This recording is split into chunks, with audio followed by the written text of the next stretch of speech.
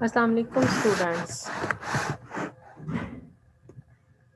Today the topic we will discuss is the stability constant and formation constant of complexes. Complex क्या होता है? पता है complex क्या एक होता है हमारे पास जब हम कोई रिएक्शन करते हैं तो एक रिएजेंट्स और रिएक्टेंट रिएक्ट करके आपके पास एक प्रोडक्ट देते हैं, ठीक है। इन केस ऑफ कॉम्प्लेक्सेस के आपके पास दो तरह के कॉम्प्लेक्सेस नॉर्मली ज़्यादा डिस्कस होते हैं। एक को हम मेटल कॉम्प्लेक्सेस एनाइन कॉम्प्लेक्सेस और दूसरे को हम होस्ट गेस्ट कॉम्प्लेक्सेस सुप्रामोलिकुलर कॉम्प्लेक्सेस, जिसमें एग्जांपल आ जाएगी होस्ट गेस्ट कॉम्प्लेक्सेस। और सेकंड जो टाइप है वो मेटल आइन कॉम्प्लेक्सेस विद अ लिगेंड के लिगेंड जौन सा है नॉर्मली वो कोई ऑर्गेनिक कंपाउंड होता है, वैसे वो अमोनिया वाटर कोई भी मॉलिक्यूल एक्ट कर सकता है एज अ लिगेंड मेटल आइन के साथ। तो ये हमारे पास क्या आ जाएंगे, कॉम्प्लेक्सेस आ जाएंगे। इन कॉम्प्लेक्सेस की स्टेबिलिटी या इनकी फॉर्मेशन कांस्टेंट क्या है। जब भी देखें ये भी ऊपर रिएक्शन हुआ है, अमोनियम हाइड्रोक्साइड रिवर्सिबल रिएक्शन है, इक्विलिब्रियम में अमोनियम आयन हाइड्रोक्सिल आयन और अमोनियम हाइड्रोक्साइड आयंस मौजूद होंगे। तो अब हमने ये देखना है दिस जो टॉपिक है this will cover the stability constant, जिसको हम फॉर्मेशन कांस्टेंट भी कहते हैं, बाइंडिंग कांस्टेंट भी कह सकते हैं। कॉम्प्लेक्सेस की जब सोल्यूशन में वो मौजूद होंगे तो वो क्या होती है, वो उस किस फैक्टर्स पे अफेक्ट करती है और उसकी कहाँ कहाँ एप्लीकेशन होती है। तो बेसिकली दिस फॉर्मेशन कांस्टेंट या स्टेबिलिटी कांस्टेंट क्या है, it is the major of strength of interaction between the reagent that come together to form the complex. Okay, how much these reagents are have a strong binding force, कितनी उनकी strong binding force है, वो stable है या नहीं है।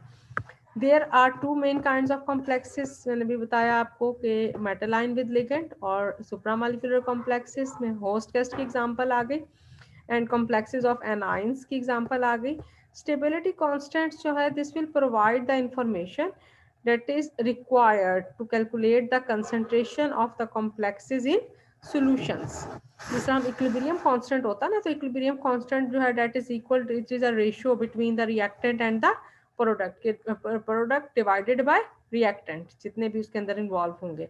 तो same is the case hair, this formation constant या स्टेबिलिटी कांस्टेंट भी, चूंकि ये अब हमारे पास कॉम्प्लेक्स का वर्ड हमने यूज किया है, लिगेंड एक अटैच हो सकता है, दो अटैच हो सकते हैं, बाइडेंटेड, यूनिडेंटेड, डिफरेंट उसके नंबर्स की बेस पर हम उसकी जो है वो स्टेबिलिटी कांस्टेंट स्टेप वाइज भी कैलकुलेट कर सकते हैं और नेट जो हमारे पास स्टेबिलिटी कांस्टेंट है उसकी भी वैल्यू डिटरमिन कर सकते हैं।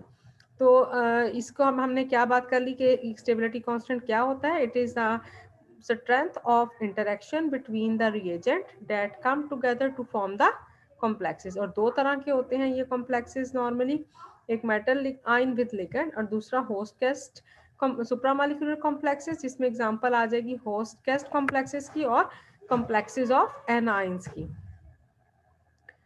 कहाँ पे अब इसकी एप्लीकेशन कहाँ पे है स्टेबिलिटी कांस्टेंट की, तो chelation therapy in every field, जिस तरह अभी आप कह लो कि लिगेंड्स कहाँ पे इन्वॉल्व होते हैं, लिगेंड्स आपके पास metal ion ligand drug delivery में वेरी इंपॉर्टेंट, जितनी आपकी ये टारगेटेड और कस्टमाइज्ड जिसे कहते हैं कि मेडिसन्स हैं, ड्रग्स हैं, उसमें भी उनकी स्टेबिलिटी कांस्टेंट जो है वो उसमें अफेक्ट कर रहा होता है। ड्रग डिलीवरी भी उसमें भी हमारे पास ये कॉम्प्लेक्सेस इन्वॉल्व होते हैं। इसी तरह से इन्वायरमेंटल मॉनिटरिंग में और रेमिडिएशन टेक्निक में बहुत सारे जो कॉम्प्लेक्सेस जो कंपोजिट्स बनते हैं वो भी समटाइम कॉम्प्लेक्स की फॉर्म में उसके दरमियान बाइंडिंग ऐसी होती है कि वो कॉम्प्लेक्स से हम कहेंगे। तो in each field of life the complexes are involve. तो इसकी एग्जांपल उसने जो दी है वो चिलेशन थेरेपी होती है, थैलेसीमिया के पेशेंट जो होते हैं, और यहाँ पे उसने मेटल रिलेटेड इलनेस कहा है। मेटल रिलेटेड इलनेस में जो हमारे पास प्लूटोनियम की पॉइजनिंग अगर हो गई है या कोई आपके पास लेड या कैडमियम की पॉइजनिंग है, उसकी ट्रीटमेंट में जो हमारे पास यूज़ होने हैं लिगेंड्स, हम उसे कहेंगे उसे हम चिलेशन थेरेपी कहते हैं। वेरियस मेटल रिलेटेड इलनेस में यूज होते हैं, सच एज उसने कहा कि आयरन ओवरलोड इन बीटा थैलेसीमिया के जो पेशेंट हैं उसमें जो आपके पास आयरन ओवरलोड करते हैं have been given blood transfusions, उन्हें ब्लड ट्रांसफ्यूजन्स दिया जाता है। उसमें जो ट्रांसफ्यूजन के दौरान जो थेरेपी होती है वो उसमें क्या हो रहा होता है, वो चीलेट्स बना रहे होते हैं और वो हम उसमें उनको ट्रांसफ्यूज़ करते हैं। इन डैट केस क्या होता है कि वो डायरेक्ट जाके उनकी अगर कोई अदर मेटल्स मौजूद हैं आपके बायोसिस्टम में, आपके बायोलॉजिकल सिस्टम में, तो वो स्पेसिफिक हो, तो आइडियल लिगेंड क्या करेगा, binds to the target metal ion and not to others, but this degree of selectivity is very hard to achieve. The synthetic drug deferiprone जो है ये सिंथेटिक ड्रग है, achieve selectivity by having 2 oxygen donor atom so that it binds to ferric in preference to any of the other divalent ions that are present in the human body, जैसे calcium है, magnesium है, zinc है। तो यही बात ये चेलेशन therapy को इसने एक्सप्लेन किया है कि उसमें जब बीटा थैलेसीमिया, जो थैलेसीमिया के पेशेंट होते हैं, जब उनको ब्लड ट्रांसफ्यूजन देते हैं तो उसमें हम सिंथेटिक ड्रग जो साथ को अटैच करते हैं उसकी क्या प्रॉपर्टी है कि वो सिलेक्टिव है, किसके लिए, आयरन के लिए, either in the presence of other divalent cations. Treatment of poisoning by ions such as lead, cadmium, and lead is much more difficult since these are both divalent ions and selectivity is harder to accomplish. Excess copper in Wilson disease में copper की concentration high हो जाती है, can be removed by पेंसिलामीन और ट्राईइथिलीन tetrammine. दो ligands हैं जो कि वर्कआउट करते हैं during the disease of Wilson, copper excess की जो डिजीज है उसमें। तो ये भी क्या है, वही लिगेंड फॉर्मेशन है, उसकी स्टेबिलिटी कितनी होगी, कितनी सिलेक्टिविटी होगी, ऑन दैट बेसिस ये इफेक्टिव होगा। इस तरह से DTPA क्या है, diethylene triamine penta acetic acid has been approved by the US Food and Drug Administration for treatment of plutonium poisoning। Plutonium poisoning को एडमिनिस्टर करने के लिए DTPA कौन सा है, लिगेंड के तौर पे वर्कआउट करता है। ठीक है जी, ये इसकी कुछ एग्जांपल्स हैं और ये चार जितनी भी एग्जांपल्स हैं ये बायोलॉजिकल सिस्टम में आ रही हैं कि बायोलॉजिकल सिस्टम में लिगेंड्स कैसे वर्कआउट करता है। तो according to the Bjerrum the formation of a complex in solution proceeds by the stepwise addition of ligands to the metal ion। Metal ion है, लिगेंड के साथ रिएक्ट करेगा, रेट ऑफ रिएक्शन जो है ml हो जाएगा, फिर ये ml प्लस l लिगेंड के साथ रिएक्ट करेगा, ml2 आ जाएगा, ml2 और फिर ml2 में मजीद लिगेंड अटैच होगा, ml3 ml, इसी तरह से लिगेंड्स के नंबर इंक्रीज करते जाएंगे n-1, जितने टोटल, अगर यहाँ पे n लिगेंड्स हैं तो टोटल वो फिर mln, मैक्सिमम कितने लिगेंड्स उसके साथ अटैच हो सकते हैं किसी भी सेंट्रल जो है वो मेटल आयन के साथ, क्योंकि यहाँ पे हम मेटल कॉम्प्लेक्सेस का बार बार जिक्र कर रहे हैं। मेटल अब उसने क्या कहा, in a solution containing metal ion and monodentate ligand, ये मोनोडेंटेट लिगेंड है, only soluble monodentate ligand L, only soluble mononuclear complex are formed, mononuclear complex form होगा। The system at equilibrium may be described by the following equations, और ये आपके पास K1 K2 K3 and so on, ये equilibrium constant बनते जाएंगे। Square brackets जो हैं वो किसको शो करती हैं, कंसंट्रेशन को शो करती हैं। There will be such equilibria and represent maximum coordination number of the metal ion for the ligand that vary from one ligand to another। अब ligand to ligand जो है वो वेरी करता है। फॉर एग्जांपल उसने कहा है कि अगर हम एल्यूमिनियम फॉर्म्स, एल्यूमिनियम के लिगेंड्स कौन से हैं वो ये एनाइन के तौर पे भी बन सकता है, और ये F6 जो है वो फ्लोरीन के साथ, 6 फ्लोरीन एटम के साथ भी ये बना सकता है। कोबाल्ट कौन सा है वो भी उसकी 4 क्लोरीन के साथ क्लोराइड जो लग के उसके साथ कॉम्प्लेक्स बना सकते हैं, 6 अमोनिया के साथ भी रिएक्ट कर सकता है। Highest as the highest complexes with the identical ligands with the indicated ligands, ये जितने भी उसके अंदर शो कर रहे हैं वो उसके लिगेंड्स हैं। The equilibrium constant are called stepwise stability constant, इन्हें हम क्या कहेंगे, स्टेप वाइज स्टेबिलिटी कांस्टेंट। अब ओवरऑल फॉर्मेशन ऑफ कॉम्प्लेक्सेस, अब वही बात जो पीछे हमने देखी इक्विलिब्रियम कांस्टेंट में, उसको हमने रिप्लेस कर दिया है beta with the term beta. Beta इसको हमने क्या कहना है, ये स्टेबिलिटी फॉर्मेशन हो गया। Formation of complex MLN may also be expressed by the following steps and equilibrium constant, ठीक है, M plus L, M plus 2L, M plus 3L, M plus NL। कितने लिगेंड्स अटैच हो रहे हैं, एक भी हो सकता है, दो भी, तीन भी, और number raised to power n भी। The equilibrium constants are called overall or cumulative formation constant. Beta n is termed as the nth overall or cumulative formation constant। ठीक है जी, फर्क पता चल गया क्या है। जब हमने लिगेंड की बात करनी है, वही बात Ml, Ml2, Ml3 वही बन रहे हैं हमारे पास। यहाँ पे क्या है कि लिगेंड एक है और उसके बाद कितने नंबर जो हर मीन के हमारे पास यहाँ पे M है, और फिर एक ही स्टेप में दो जो लिगेंड है वो अटैच हो गए हैं। यहाँ पे नंबर ऑफ लिगेंड्स 3 अटैच हो गए हैं। तो इसने ये कहा कि इसको अगर हम ये स्टेप वाइज भी हम कर सकते हैं, और जब हम बीटा की बात करते हैं इसको हम कहते हैं these are the called overall और क्यूम्यूलेटिव फॉर्मेशन। इसको हम ओवरऑल या क्यूम्यूलेटिव फॉर्मेशन भी कहते हैं। इन रिलेशनशिप इसके दरमियान में क्या है। तो अच्छा, इसी को एक और भी मेरे पास थे हैंड आउट्स, उसको भी देख लेते हैं कुछ थोड़ा सा मजीद क्लियर करने के लिए। यहाँ से देखते हैं हम इसको, स्टेबिलिटी ऑफ, अच्छा यहाँ पे ना शुरू में बहुत अच्छा सा इसको इंट्रोडक्शन दिया हुआ ये कि जो आपके पास कॉम्प्लेक्सेस हैं, मेटल कॉम्प्लेक्सेस जब एक्वस मीडियम में बनते हैं, इक्विलिब्रियम कांस्टेंट या स्टेबिलिटी कांस्टेंट को हम यूज़ करते हैं क्या करने के लिए, to measure the strength of interaction between the reagents that make the final product after the formation of bond. Stability means a complex may be stored for a long time under suitable conditions, or this may be existing under suitable conditions। कि वो कौन सी suitable conditions हैं जिस पे ये exist करेगा या फिर long time के लिए हम इसे store कर सकते हैं।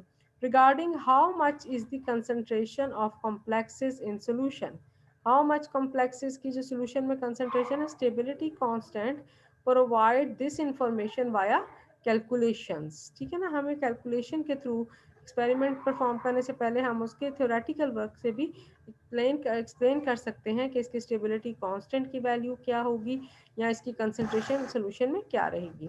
These calculations are very important in many areas of science of like chemistry, biology, medicine. During the complex formation in aqueous medium, two types of stabilities are considered।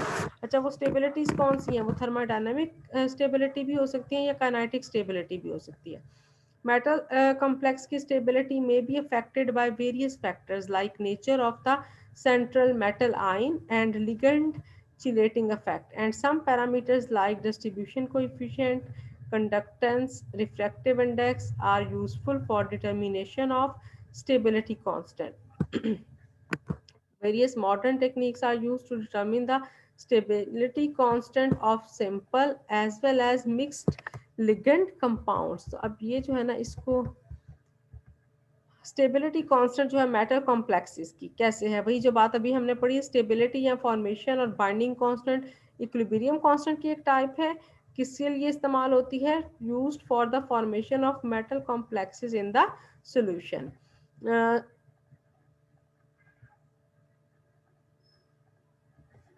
Stability constant जो है is applicable to major the strength of interaction between the ligand and the metal ion. इसमें metal ligand के साथ react करेगा, जो भी हमने पहले पढ़ा है। तो क्या बनेगा आपके पास, K1, K2, K3 equilibrium constant आ जाएगा। तो मेटल और ligand n⁻⁻1 plus ligand, ultimately क्या बन रहा है आपके पास, मेटल प्लस लिगेंड, एंड यहाँ पे डैश आ जाएगी, इसके बना हुआ कॉम्प्लेक्स है। तो जो आपके पास MLN over MLN-1 multiply ligand, ठीक है ना, ये बहुत क्लियर हो गया यहाँ पे। तो K1, K2, K3 equilibrium constant है, these are called the stepwise stability constant. Formation of metal ligand N complex may also be expressed as equilibrium constant by the following step। वही बात जो अभी हमने पहले पढ़ी कि हम इसको लिगेंड स्टेबिलिटी कांस्टेंट की टर्मिनोलॉजी अगर हम इसमें यूज़ करते हैं, तो ये beta ML over metal and ligand, फिर Ml2, अब यहाँ पे ये मेटल प्लस एल का स्क्वायर, या ये भी हो सकता है Ml, अगर यहाँ पे ये मेटल लिगेंड सिंगल वाला होता और यहाँ पे एक लिगेंड होता तो फिर ये Ml और लिगेंड L आना था। 10 मेटल प्लस n लिगेंड्स जो है वो मेटल लिगेंड Ln, और ये हमारे पास प्रोडक्ट बन जाएगी। तो जो β1, β2, β3 and βn are the equilibrium constant, and these equilibrium constants are known as overall stability constant, या हम इसे कहते हैं overall formation। ठीक है, बीटा एन क्या है? ओवरऑल स्टेबिलिटी कांस्टेंट या formation constant. The nth cumulative or overall formation constant. Any metal complex will be of greater stability if the value of beta is high. Sometimes the 1 over k values are alternative values of stability constant, and now this is called the instability constant. अगर हम फिर वो हम क्या कहेंगे, अगर हम इसको 1 over k के वैल्यूज लेते हैं तो इसको हम क्या कहेंगे? This is the invert in instability constant.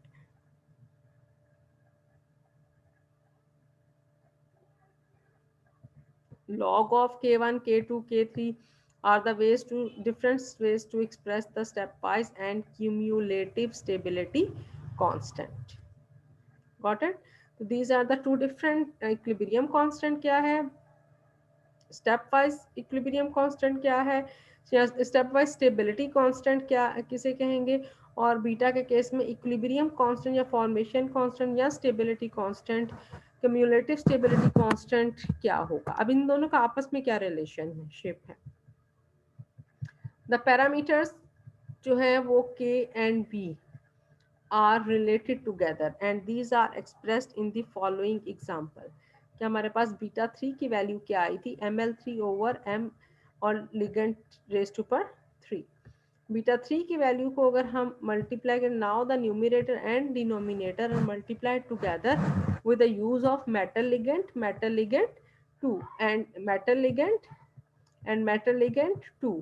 ठीक है, metal ligand over metal ligand 2 से पहले इसको मल्टीप्लाई किया और फिर इसको डिवाइड किया metal ligand and metal ligand 2। After the rearrangement we get the following equation. क्या कहता है वो कि हमारे पास अब ये फॉलोइंग इक्वेशन बनती है। वो फॉलोइंग इक्वेशन कैसे बनती है कि हम इसे कर लेते हैं कि ml1 ओवर ml, जो हमारे पास तीनों k1, k2, k3 आए, ml1 क्या था इज इक्वल m और l, और ऊपर हमारे पास क्या है,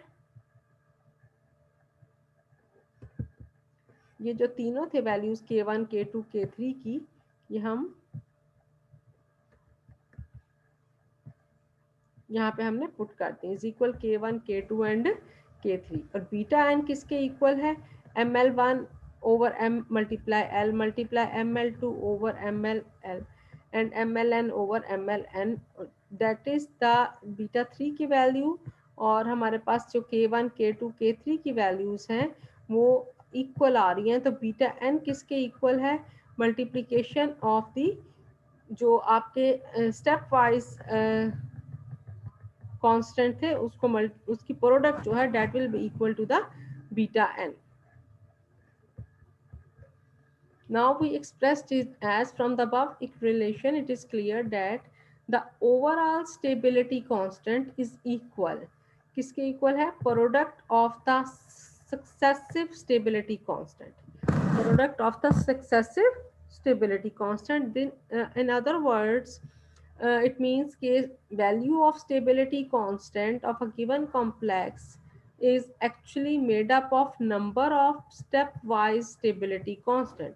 The term stability is used without qualification to mean that complex exists under suitable conditions and that it is possible to store the complex for an appropriate amount of time. It is used because coordination compounds are stable in one reagent but dissociate or dissolve in the presence of another reagent. It is also possible that the term stability can be referred as an action of heat or light or compound. The stability of the complex is expressed qualitatively in terms of thermodynamic stability and kinetic stability. ठीक है जी, clear हुआ आपको? इसको यहाँ से भी book से भी इंटरेक्शन अगर हम इसको देखें तो वही उसने कहा कि हम अगर ये बीटा थ्री की एग्जांपल लेते हैं, एक्सप्रेशन फॉर बीटा थ्री की वैल्यू लेते हैं, तो M L three over M L three उसको मल्टीप्लाई किया, बिल्कुल वही है, बीटा थ्री को multiply both numerator and denominator by M L over M L two and on rearrangement we get, हमारे पास बीटा थ्री किसके इक्वल आ जाएगा, K one multiply K two multiply K three. इसको रीअरेंज किया तो हमारे पास जो बीटा थ्री की वैल्यू है वो product of step wise constant के इक्वल आ गई। तो बीटा थ्री जौन सा है वो किसके बराबर है, जो बीटा एन है वो इसको हम समेशन ऑफ के N N is equal 1 to n is equal n and kn. From above relation, it is clear that the overall stability constant या beta n is equal to the product of successive or stepwise stability constant. Thus, the value of the stability constant for a given complex is actually made of number of stepwise stability constant. From such equilibrium constant, standard free energy of the complex formation can be measured by making measurement at different temperature. इनके अब जब हम different temperature पे हम इसे लेंगे, heat पे, entropies पे, तो हम इसकी थर्मोडायनामिक जो है वो स्टेबिलिटी को चेक करेंगे। Since delta H is small for complexation in aqueous solution and it is not independent of temperature, for accurate work it is better to combine the colorimetric determination of delta H with a potentiometric one of delta G। अच्छा, इसको trends भी इसके देख लें। अच्छा, पहले हम इसी को थोड़ा सा दूसरे नोट्स में से भी चेक कर लेते हैं।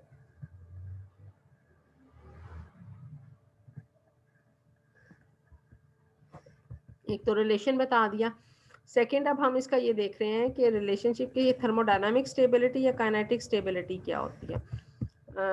थर्मोडायनामिक स्टेबिलिटी में वो कहता है for a chemical reaction chemical equilibrium is a state in which the concentration of reactant and product does not change over time. Often this condition occurs when the speed of forward reactions जो है वो बराबर होगी to the speed of reverse reaction. It is worth noting that the velocities of the forward and backward reactions are not zero at this stage but are equal. अगर hydrogen और iodine तो reagents है, hydrogen iodide बनेगा 500 degree centigrade पर।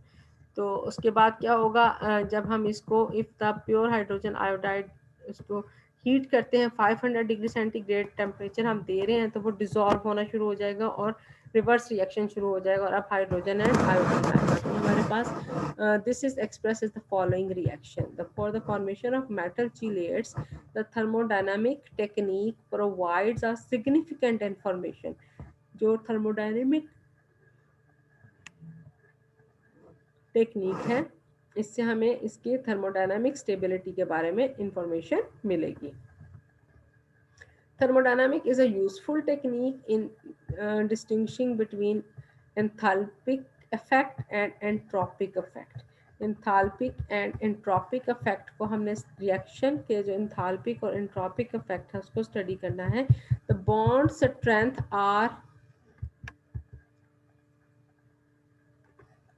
totally affected by the enthalpic effect and this does not make any difference in the whole solution. ठीक है, bond strength है वो टोटली किस पे अफेक्ट करती है, इंथाल्पिक इफेक्ट पे, और उस पे एंट्रोपिक इफेक्ट ऑर्डर का इफेक्ट इतना नहीं होता।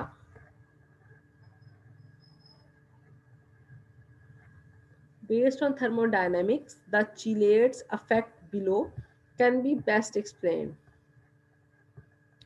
Delta G is equal minus 2.303 RT log of stability constant. The change of standard Gibbs free energy for equilibrium constant is response where R gas constant है, T absolute temperature है 25 degree centigrade है, और जो इस पर depend करिए सारे हमारे पास कांस्टेंट थे, तो डेल्टा जी जो है वो चेंज हो रही है with respect to the formation constant के साथ। The enthalpy can term creates free energy, that is delta G is equal delta H minus Ts. For metal complexes, thermodynamic stability and kinetic stability are two interpretations of the stability constant in solution.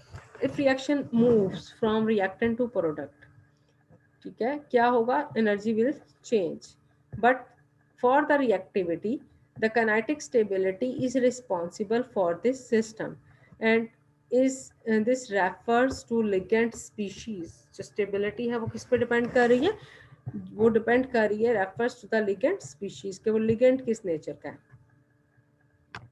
हम दो तीन तरह के terms choose करेंगे इसमें कि stable है, complex या अनस्टेबल है।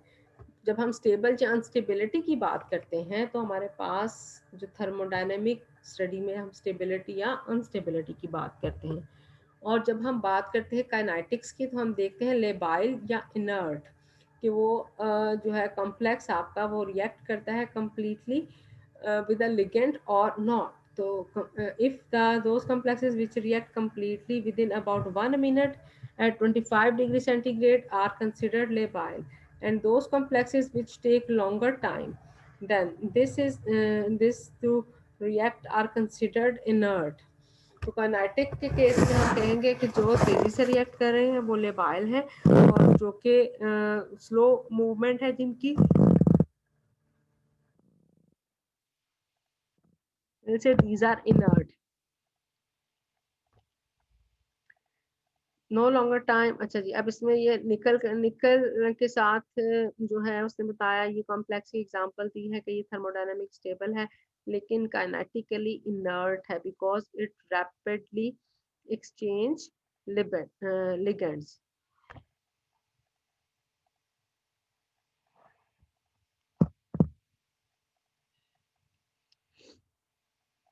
द मेटल कॉम्प्लेक्स, कोबाल्ट का जो कॉम्प्लेक्स है अमोनिया के साथ, और such type of other examples kinetically inert है but these are thermodynamically unstable. We may expect the complex to decompose in the presence of acid immediately because the complex is thermodynamically unstable. The rate in which is the rate is of the order of 10 raised to the power 25 for the decomposition in acidic solutions। इस rate के साथ वो decompose हो जाएगा, hence this is thermodynamically unstable.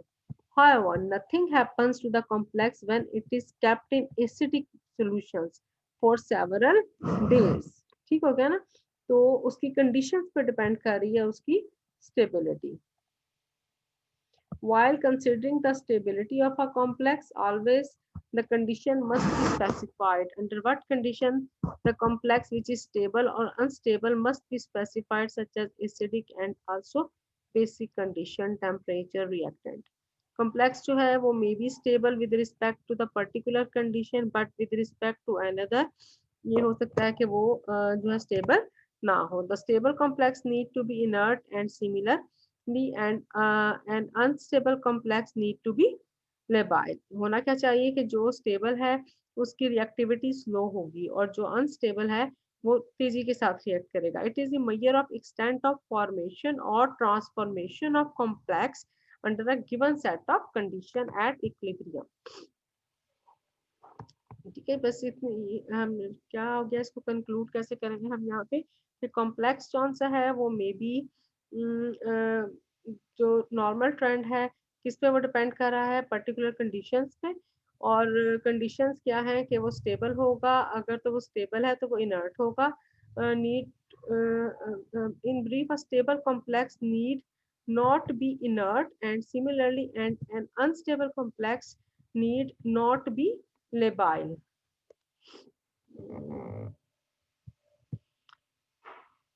stable complex need to be inert। इसको